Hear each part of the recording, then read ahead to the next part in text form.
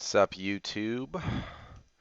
This is EvanForGrips.com coming at you with another video. Today I'm going to be playing 1-2 no limit, 4 tables at Betfair.com. I've been doing a lot of micro stake stuff lately, and I feel that my medium stakes guys have been getting neglected. So, with you guys in mind, I'm playing a little bigger. I'm going to be taking things as seriously as possible. Won't be dicking around whatsoever, and you guys can see how I really, approach the game when playing sessions at limits that, I care about doing well in. Even though 1-2 isn't considered like a super high limit by any means, $200 per stack is still a good amount of money. And if you're doing well in these games, then you can be living reasonably comfortably. So I also wanted to be disciplined today, and I exercised some game selection so that you guys can see kind of how I try to target the fish and adjust my play based on where the weak players are at the table, rather than just hopping into a game and playing with what I get. Fortunately, I also have a decent hand sample on a lot of these players, so I can actually show you how I adjust my play based on the tendencies of my opponents. And based on the tendency of getting pocket aces, I'm definitely going to be re-raising here. Just make it, well, I guess we'll do 23, sticking with the theme of 3 times the big blind plus a little bit more when we're out of position.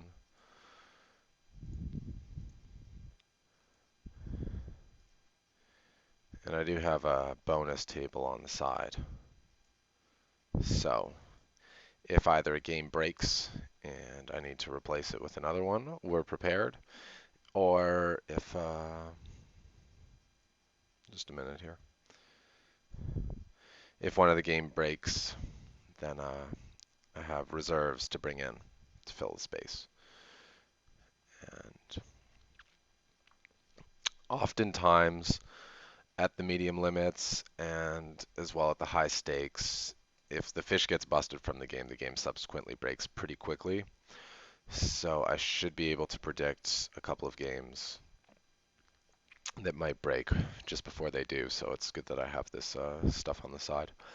And the reason for that is simply that the people who are playing medium stakes or high stakes or playing for a living or whatever, they're very focused on maximizing their edge in all situations. And battling with a bunch of other good players just simply isn't the most profitable use of one's time at the poker tables. So they see the fish, they hop in, go to war, you know. They're not just playing against the fish, they're playing against each other too. But when that fish is gone and there's no longer much dead money in play, what you got? Ace 10? Well played, sir. Then it's time to go. When the money's gone, it's time to move on. And that's not to say it's something that you must do. Looks like table 2 is going to be breaking, so I will bring in I have 2 games to choose from. I think the one that is less likely to break is this one. So we'll just bring that in. And no, I will not post the big blind because that game is over. Don't love it, but can't fold. Ace King. Um, Given that I raised under the gun and I get put all in by a short stacker, I don't think he's going to have ace queen there very often at all. So him having ace king is actually the best case scenario. But most of the time I am flipping, whether it's a true 50-50 like that or I'm up against a pocket pair. And with the price that the pot's laying me, it's obviously perfectly fine, and I'm going to want to get involved there. Also, the fact that I have an ace and a king in my hand makes it all that much less likely that my opponent has an ace or a king, or I mean has 2 aces or 2 kings.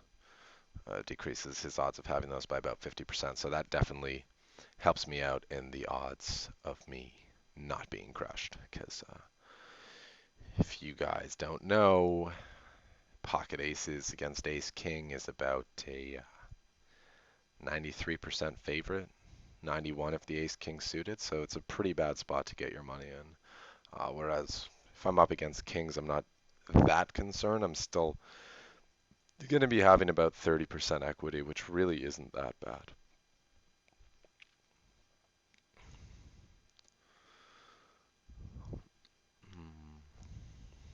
Looks like I'll have to relabel a couple of these guys. You can see that most of the opponents are playing a tight aggressive style.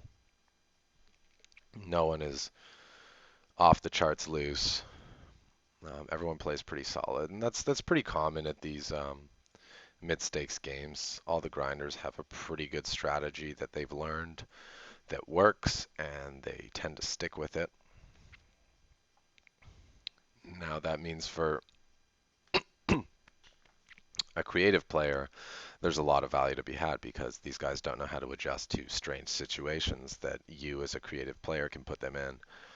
That would include things like re-raising really small before the flop, donk betting on flops, leading on turns, just doing stuff that is not considered the standard.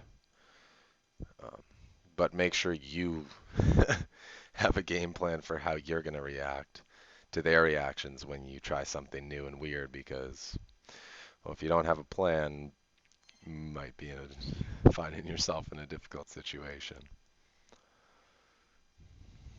Oh my God, it's definitely playing loose enough to get a red dot though on table one. So I'd like to say that I appreciate all the great feedback that you guys have been giving me. It really inspires and motivates me to continue with this project. When I first embarked on it, I wasn't sure how it was going to be received, whether you guys would be interested in this sort of thing or not, and it makes me feel really good to know that people are finding a lot of value in my training videos and benefit and becoming better. And it just motivates me to keep on going because I want to make you guys the best poker players you can be without you having to spend a dollar on any training sites or on anything, you know. Eventually, if down the road you feel that you need to deal with a paid training site, that's cool.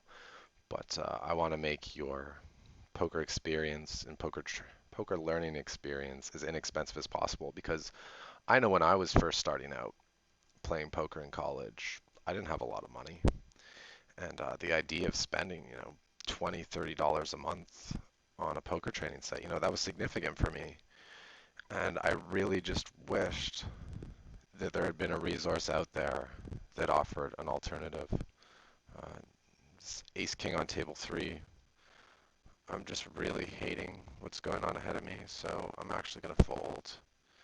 Even though this guy on the button is going to be 3-betting the under the gun raiser fairly often. He 3-bets early position raisers much more than other players do, but even still, I'm dealing with two reasonably strong ranges, and it's not a must get in. But as I was saying, yeah, I really just wish that there was a better resource available for kind of jump starting a poker career. I'd found I did a lot of Google work, closet Googling, because I didn't want the boys and residents to know that I was trying to become a super shark, because obviously I was trying to take their money. And I found pokertips.org, which was pretty helpful. But you know, it was just text tips. There were no videos of actual people playing, no real in-depth strategy discussion, and most importantly, there was nothing that was interactive. And that's something we're going to be implementing in the future, so long as there's enough interest. So give me some likes or whatever if you'd like to do some interactive training. I'm gonna sub in a new game for Janua. I'm playing five-handed. The only weak player is on my left, and it's a short stack with 35 big blinds. So there's definitely more profitable seats out there. So gonna make a sub. And you know what? I got a table with a fishier looking player than those ones, so sub that in too. I'm just trying to get the most action-filled tables on the feed because that's what's the most fun to watch. So yeah, I just really wanted to make kind of that one-stop shop for any aspiring poker player so they don't have to lose a lot of time searching around the internet trying to find the best resources and then deciding whether they're worth paying for or not. Just rather, give you guys some information so you decide like if poker's something you really want to do before you start dedicating lots of hours and lots of money towards it.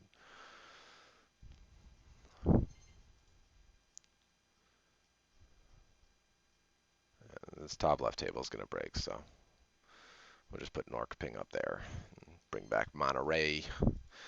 Monterey Jack Cheddar. Hmm. Got a heart? Probably.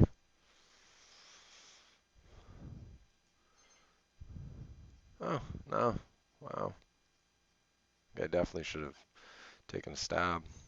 Ace high, no heart. Yep. See, there, Gioia, Gioia, Gioia. He was checking back with his ace high because he had showdown value, so he just wanted to take his hand to showdown. But against the hands that I'm also playing for showdown value, the worst possible ace high probably doesn't have that much showdown value. So it might have been wise for him to turn that hand into a bluff at some point rather than just playing it purely for showdown value. With a stronger ace high, it's definitely cool because he could be trying to show down ace queen and I'm trying to show down ace 10. Or with a pair of fives or something or sevens, it's fine to go for showdown value. But in that situation, I think he missed out on an opportunity to at least make one profitable bet.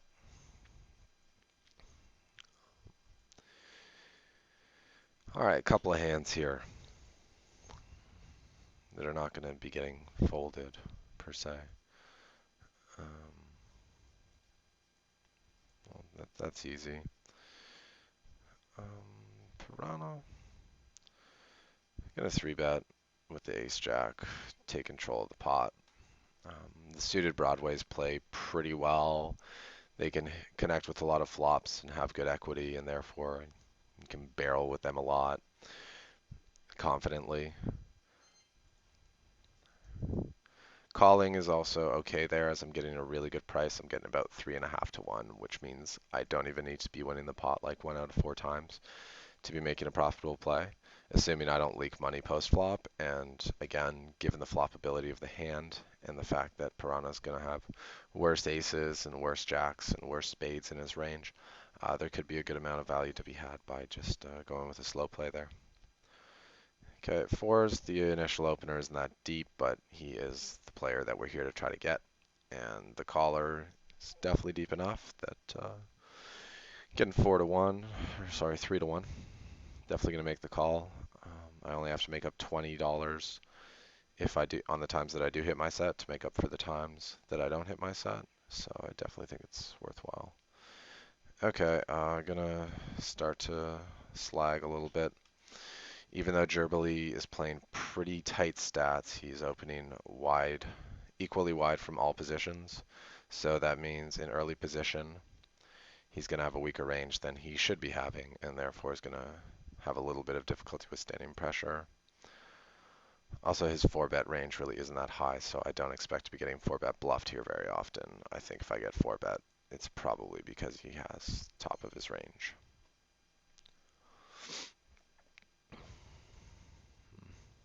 Table 2, the 7-6, I was just about to say might not have been the best open because he just saw me raising 10-3 suited from this position and therefore knows that if he 3-bets, I don't have that many hands that can continue.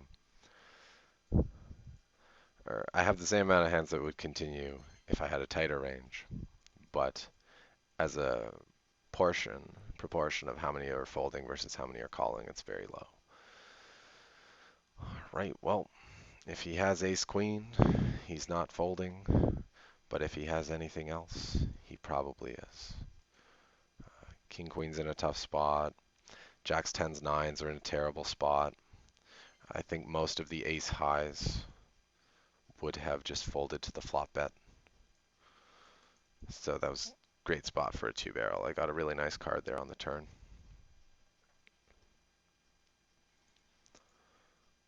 Now, I would not three barrel there though, because I think once he calls the turn in those positions, he does not have a hand that he's planning to fold to a third barrel. So I would be really leaking money by unloading the clip there in a spot where he just has to have a really strong hand on the turn to call. This board is somewhat connected, Queen Jack 4, but if he has a pocket pair that he limp called with, I should be able to get him to fold, and there are a lot of ace-x hands that I think he can fold here as well, so c-bet on table 3. Pretty standard. Now, had Monty folded, I don't know that I would have necessarily even opened the 5-7 suited, given that it's all regulars left to act behind me. But once the fish is in the pot, I definitely want to do whatever I can to get involved with him. Likewise, he's in the big blind right now on table 3, so I'm going to be raising up this 9-7 suited, whereas if he was under the gun and folded, 9-7 suit's probably going in the muck. Okay, king-queen suited could go either way. I feel like yes way 4-bets a good amount as a bluff, and I don't want to have to 5-bet all in with the king-queen suited.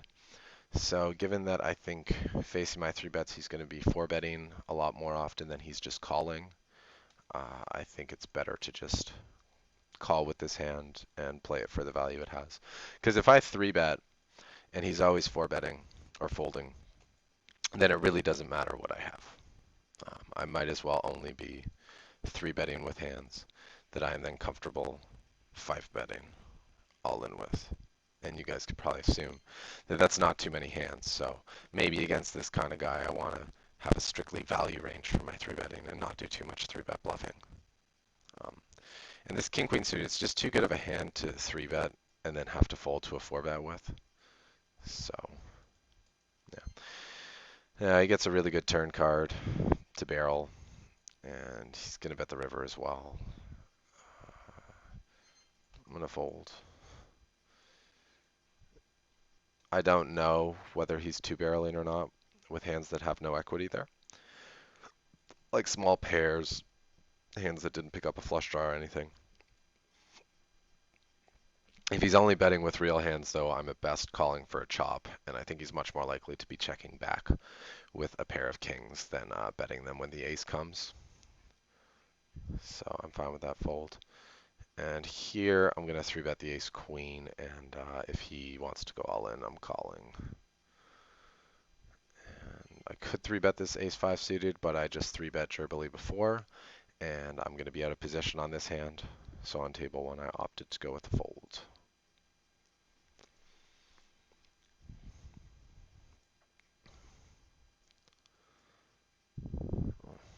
Buys in for full. Interesting. Again, same situation. Could 3-bet on table 2, but given the game flow that I just 3-bet him the last hand, I'm going to pass. And that's kind of how it goes when you have hands that are good, like 3-bet bluff candidates. You don't have to always take the spot. You should be taking the spot when it's like really favorable. Because if you take the spot every time, people are going to catch on to that, and they're going to know that you 3-bet bluff a lot and just start 4-betting you or trapping you and all that not so fun shit.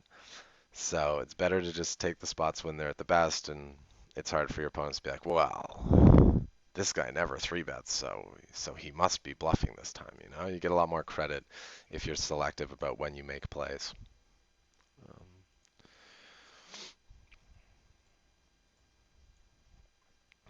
And it's very important to be cognizant of your image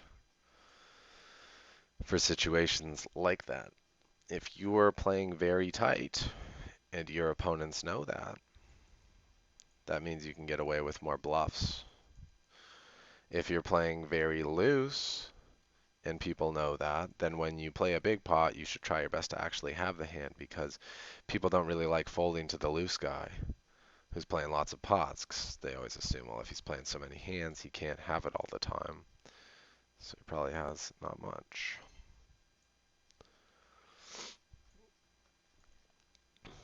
This ace deuce suited is going to leave me in an awkward position, playing out of position against a loose player on the button. No fun. Going to try to represent a stronger hand than I have by check calling. If I bet, then I can still have air in my range, but by check calling, I let him know that I have showdown value, which means that I can't have air. So if he can't beat any sort of showdown value, there's a good chance he will then check back the turn, and I can win the pot on the river with a bet. I also guarantee that I don't get raised off my equity on this flop. I mean, a gut shot and an overcard, that's worth something. Backdoor flush draw too.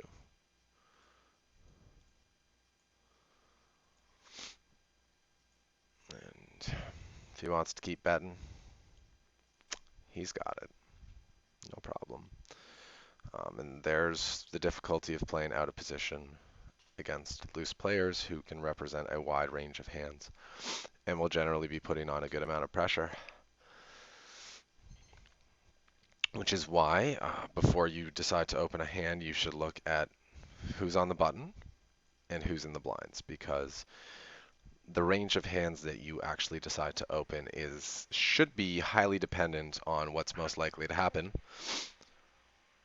in terms of your opponent's reactions to your raise, and the only way to do that is identify who's in what position and what style they play.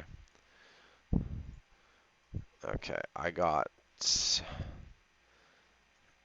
a somewhat juicy game that I can bring in.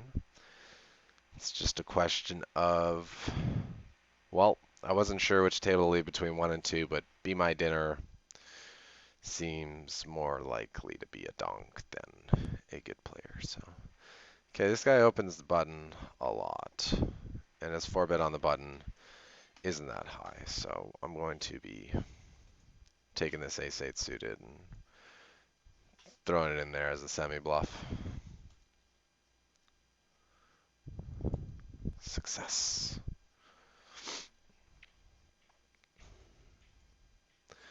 The other option, as opposed to staying in line, is to really just lean on someone relentlessly.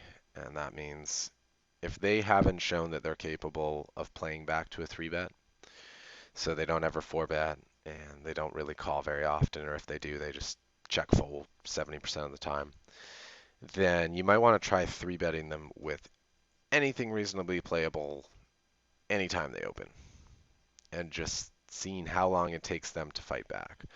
If you do that and they don't fight back for a while, they're going to get really pissed off and eventually do something stupid. If you understand that dynamic and you wait for it, and you are patient and you 3-bet a lot, but you don't just automatically, spew it off when they call or when they 4-bet, then you can get really good implied odds on your big hands, because the odds of them just spazzing out and going all in are so much higher if you've been pounding on them relentlessly than if you've just been sitting there playing 0-0, Deuces just got the worst board ever. No equity. No need to play on. Oh, well, the game I was going to bring over just broke. Had one of those fake fish. Oh, but now. Come on, Tom. Buy it. Buy it. Buy it. If he buys in for less than 200, he's probably a fish. Come on, Tom. Look at Piranha just waiting. You gonna buy in, bro? You gonna buy in? Alright, 200. Whatever.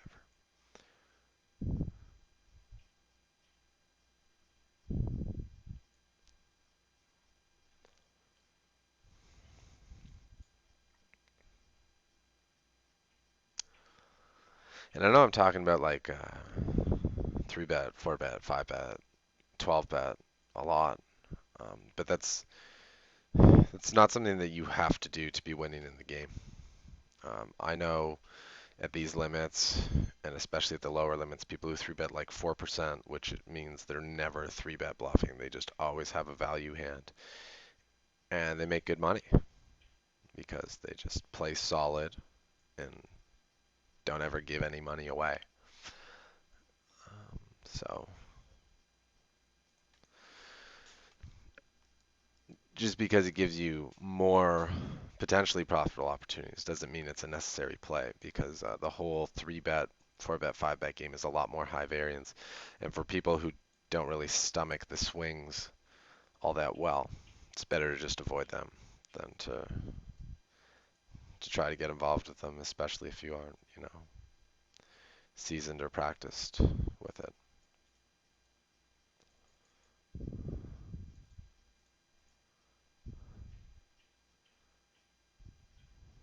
I'm just going to check again, call river, give myself a chance to get paid by a hand that would otherwise give me no action, like 4s, 5s, 9s, 10s.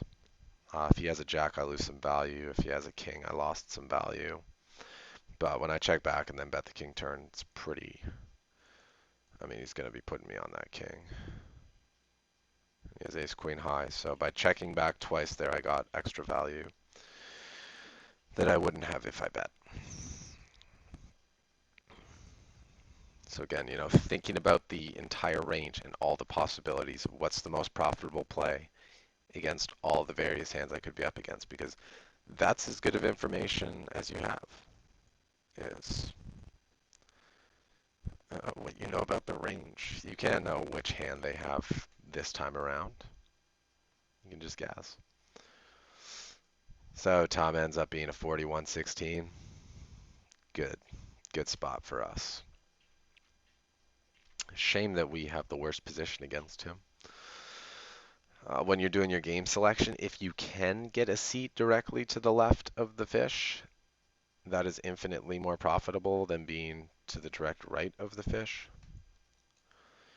If, however, that seat is unavailable, you probably want to pick the seat where you're on the button when they're in the big blind, if that's possible. So Gioa's seat is the second best after Piranha's seat on table 2, in my opinion. That way, when you're in the button, they're going to be in the big blind, most likely player to be playing against you out of position. And when you are in the cutoff, they will be in the small blind, which is once again out of position, and not much better than playing pots in position against weak players.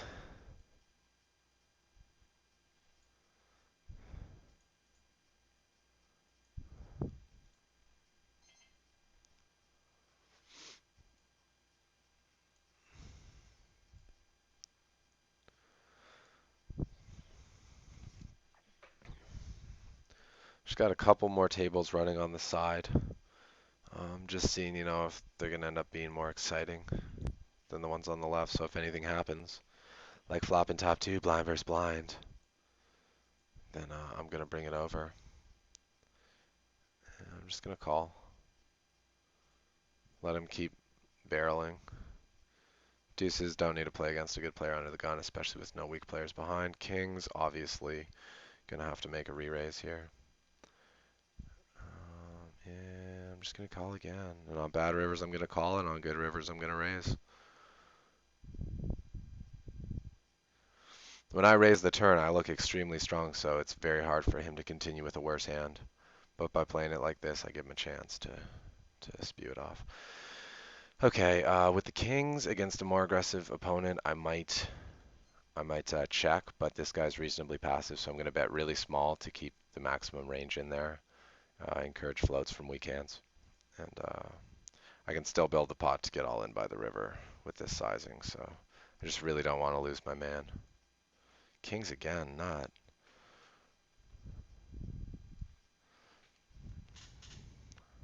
It's unfortunate the king came off because it's a pretty scary card for most of his holdings.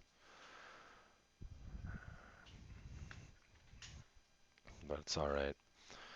Got max value here. Let's see what he had. Aces. Well, it's a good hand and it's a tough beat for him, but I'm pretty sure when I call the flop and turn and then raise the river, one pair is never good. So a little bit of a D job there by who was it? Did I just leave the table that was on? Stay on the other one? Oh, I did. He's gonna be really mad. I just hit and ran him. Eh, whatever. Let him be tilted. And he can speed at me next video too. Ace Queen second pair gonna check back. Don't really know what worse hands will call me if I bet.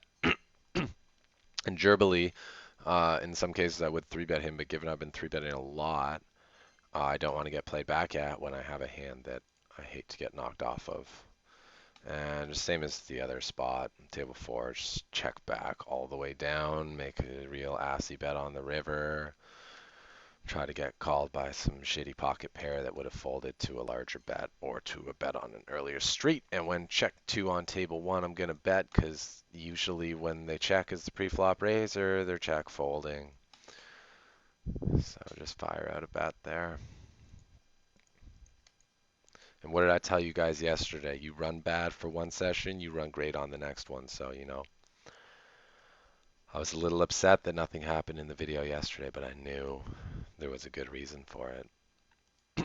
It's might as well run good at the higher stakes and run bad at the low stakes, right? I know some people who when they started running bad would drop stakes, and then as soon as they felt they were running hot again, then they'd move back up to high stakes. And I don't know if like that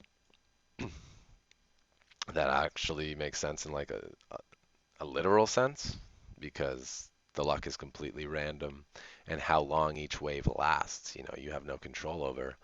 But in terms of how you feel when you're playing, when you think you're running good versus when you think you're running bad, you're going to be playing a lot better when you think you're running good, and therefore, you know, it makes sense to play the higher stakes or take your shots when you have the highest confidence, because that's when you're going to be playing your best.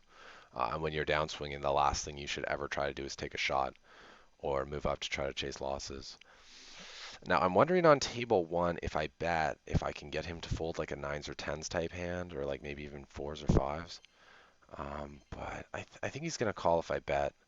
And there are some ace highs that I beat anyway, so I'm just going to check, hope the river goes check, check, and hope that my hand is good.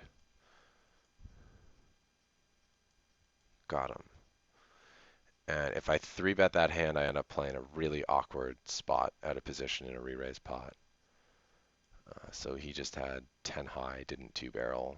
Makes sense. I mean, when I check call that flop, and I've defended from the big blind to an under the gun raise, I don't exactly have a weak range. And you can be fairly confident that I'm not just folding. Call.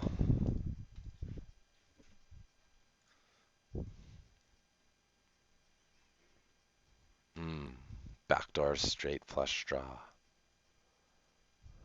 gonna try something real hood here. I don't know though. When a player continuation bets into 3 people, they generally have a decent hand. But if he checks and Gerbily bets, I'm gonna hit him with the own baby hound, because Gerbily should be betting a good chunk of his range when check 2 here on such a dry board where it's hard for anyone to have hit. And very few of his hands would be able to withstand a raise. But when they all check, I'm going to bet, hope that Own Your Souls doesn't have it, even though he usually either has it or does a good job of pretending like he has it, because I think the other 2 players are folding. But hey, I got backdoor draws. It's not like I have no equity here when called. Don't think I'm going to try to just like barrel away though on this board. Damn, sick slow play, bro. You got me. Actually, no, I'm just going to call here on table 2 to try to invite Tom in. Success. It looks like he had the call any button hit, so maybe I could have got more value if I raised. Wow, everyone's got a piece except for me. Oh well. I feel like Gerbil has to have a set here to just cold call the check raise 3-bet. Okay, defo gonna bet. See what happens. Just get called. I like it. Yeah, set over set. Cheech, bro. Oh, God. God. So sick. This turn card is amazing. Even if he had Jack 10, which I don't think he does because he probably would have check raised. I got that beat now, too. Now I beat a little bit less. But I do beat a Jack. I do beat pocket pairs. And I do beat ace highs, which might call here because the board's double paired. I don't think, however, that he's going to raise me on the river as a bluff. So I'm bet folding here. If he calls, he can definitely have worse. If he raises me, he probably has better. And if he folds, he's definitely got worse if he folds.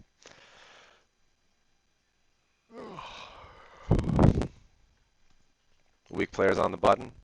Don't want to have to play out of position with 3 high, so I'll fold. If it had been one spot over, though, and I had the button and he was in the small blind, I'd probably go ahead and open that.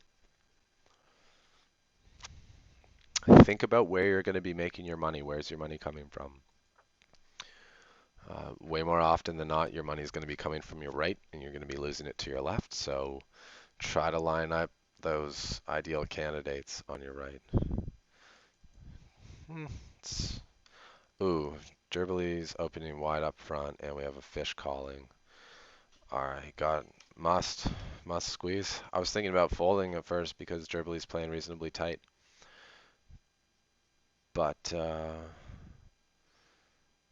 and being off suit, the hand doesn't play the best. But once the fish got involved there, I had to take a shot to isolate the fish. It's his first 4-bet ever in his life, so ace jack's easy fold. Now, even though the price I was getting was really good there, he like re-raised me the minimum. I still can't let myself get sucked in because if he has a real hand, then he's just hoping for me to make a pair because I'm still going to be behind in the hand. I don't know if I need to hit my ace, if I need to hit my jack, or even if either of them is going to be good. So, yeah, just that pot's starting to brew up really big, really fast. Better to just remove myself from the situation. I took my shot. I had my play in mind.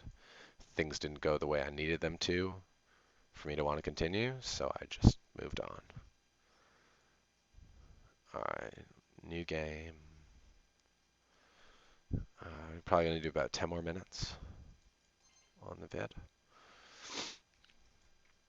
So I'll bring in a fish cake for the end of the session. Hopefully one more guy decides to just spew it off.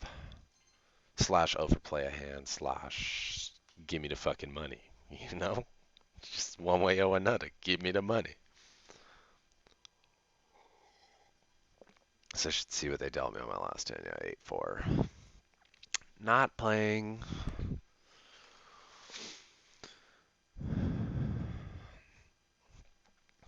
Pocket tens. Pretty good hand.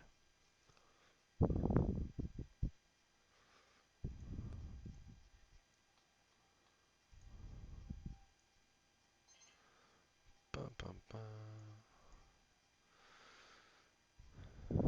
So any tourney players out there, just thought I'd let you know that the GSOP, I guess it's pretty far away. I knew it was in September, but it's September 30th, so that kind of doesn't count as September. But in about a month and a half, On Game's going to be running their GSOP, which is the Grand Series of Poker, as well as a GSOP Mini with big guaranteed tournaments for smaller buy-ins. Structures are fantastic. The competition is very soft, and for anyone who's a tournament player, it's a really good opportunity to make a good chunk of money. Whoa. 10K added, GSOP Malta 20 rebuy. Ooh. Might be able to win me a trip to Malta. Oh, sorry. Poker video. Guy opens small blind 27%. Always folds to re-raise. Nah, his hand's too good to just turn into a bluff. Gotta see if I can make a pair. Hands that can flop well aren't really the ones you want to be 3-betting with because it sucks when you get 4-bet and have to fold. Um, Against this guy, it wouldn't have been terrible because he like never 4-bets. But whatever, try to make a pair, play position.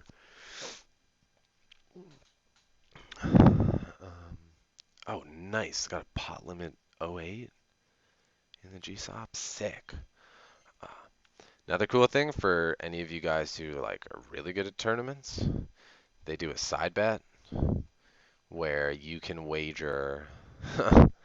They don't have a side bet mini, but you can wager $1,000 that throughout over the course of the full tournament series you'll have the best results, and it's like a tournament.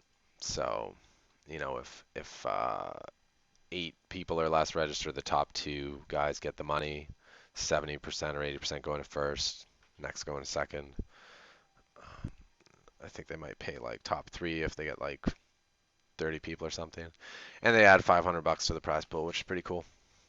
Anyway, I just wanted to mention the little fun promo that is coming up because I'm going to be playing all those events and hopefully I can do well in one of them, make you guys a video. Well, hopefully I can do well in all of them.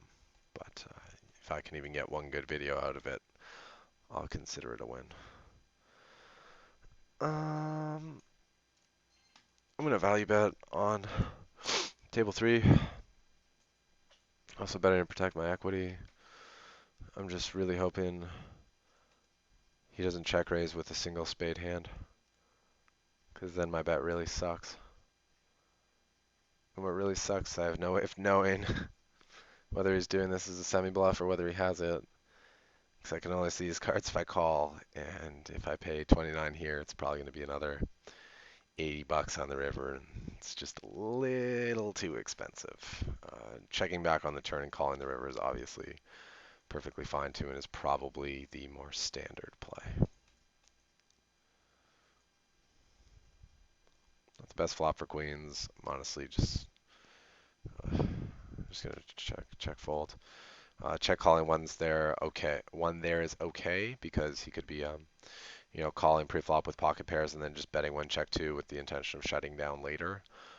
If, however, he's not going to shut down and he might fire 2-3 barrels, then there's almost no point in check calling the first one because you're just going to fold later. So what's the point? Here on the ace queen 10, I'm going to check raise. If he has a good ace, it's going to be hard for him to just immediately fold it. And if he's bluffing, I don't think he's going to fire multiple barrels on this board once I show an interest in the pot. So I'm really just hoping I have him cooled to shit, like my set versus 2 pair or something. But I just don't think he's going to keep betting. Um, with ace jack or ace king, if he's the type of player to fold to a check raise, check calling could be good with the intention of going for 2 streets there. Check call flop, turn goes check check, bet call river, or whatever. But I wanted to win the stack, so I went fold to stack.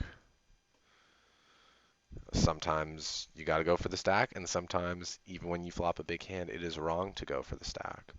And it is your job to identify which situation is which.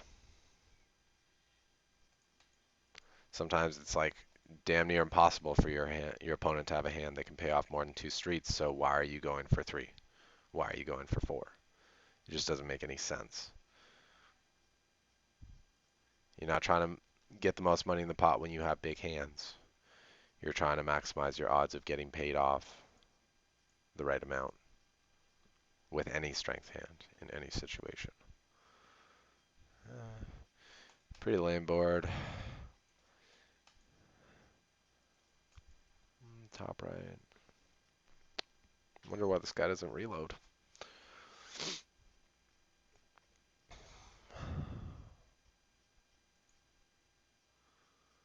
Ooh, bankroll starter free roll in 10 minutes. $5 added. Might give that a shot. Let's see. So a lot of good free rolls and value added tournaments for new players at Betfair. So anyone looking to build bankroll, they got a lot of stuff to help you guys out. And unlike Poker Stars, the fields for the free rolls aren't like 30,000 people. So your odds are slightly better of doing okay. Stabs. Yeah, a bunch of fun stuff. I'll talk about that in an upcoming video though. Someone was asking where to play and how to even get money online, so you guys get your first seminar video in almost 2 weeks. Excited? I don't know. You guys tell me. I find that the action videos get a lot more views than the seminar videos. I don't know if that's saying anything about my teaching or just what people like to watch these days. Probably what people like to watch these days. Action is more exciting than inaction. Ooh, not. Bet flop, check turn, call river. Bet flop, bet turn, bet river. If he has king queen, he can call down. I have a king on the board. It's not that likely. Check back flop, check back turn, call river. Option 2.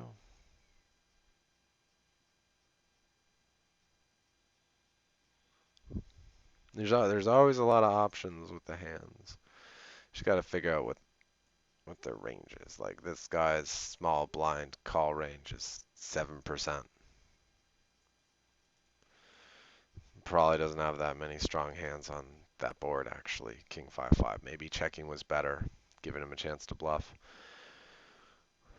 But when we check, we look like we have, man, it gets deep.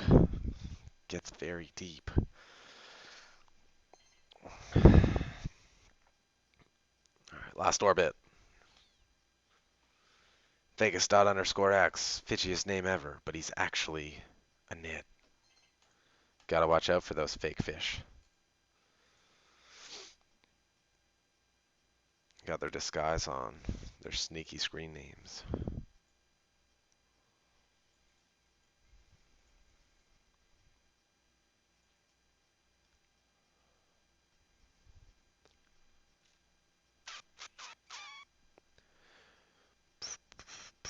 First 3-bet ever. My hand's pretty good. Gonna see a flop and play it by ear. Not the best flop for me. Also not a really good flop for me to represent hands because I'm not calling 3-bets with too many hands that have these low cards in them. So it's hard for me to really sell a credible story here. Just fold and let him have it. It's okay to give up in 3-bet pots. It's not okay to give away your whole stack every time you play a 3-bet pot, though. Obv.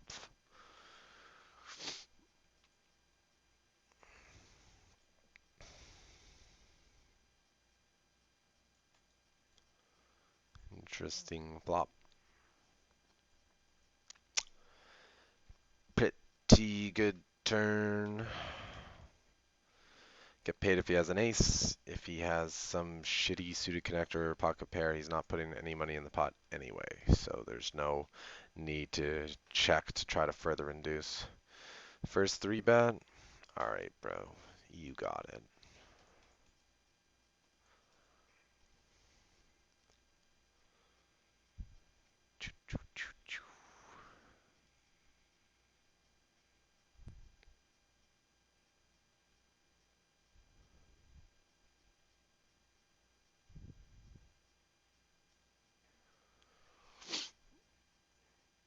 Ouch. Jade on the riff. take a shot. Dribbly just won a pot, so he might not care to play.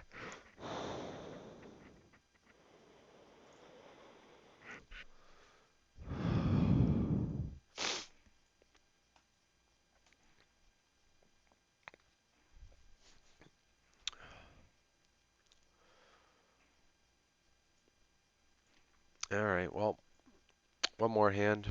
It's probably not going to be a good one, so just go ahead and sign off now. Please leave me your comments on the video. Email all requests to evan@grips.com, and please like us on Facebook if you can find the time. Facebook.com/grips. Hope you enjoyed the video. This has been Evan for Grips.com. Now it's your turn. Go out there and get stacking.